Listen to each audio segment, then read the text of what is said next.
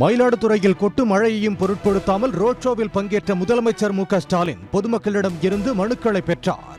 மயிலாடுதுறை பூம்புகார் சாலையிலிருந்து கச்சேரி சாலை வரை சுமார் 4 கிலோமீட்டர் தொலைவுக்கு ரோட் ஷோ நடைபெற்றது.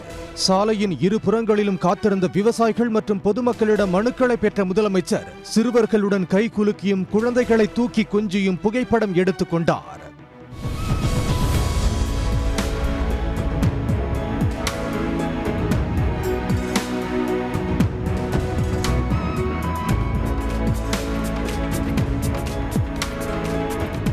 திடீரென மழை பெய்த நிலையில் மழையையும் பொருட்படுத்தாமல் குடைபிடித்தபடியும் நனைந்தபடியும் சென்று மக்களை சந்தித்து மனுக்களை பெற்றார்.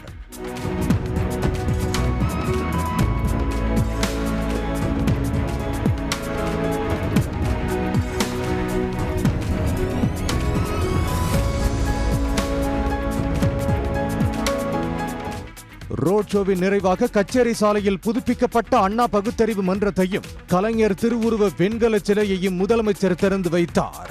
இன்று மயிலாடுதுறை மன்னம்பந்தலில் நடைபெறும் அரசு விழாவில் கலந்து கொண்டு பல்வேறு நலத்திட்ட உதவிகளை முதலமைச்சர் வழங்க உள்ளார்.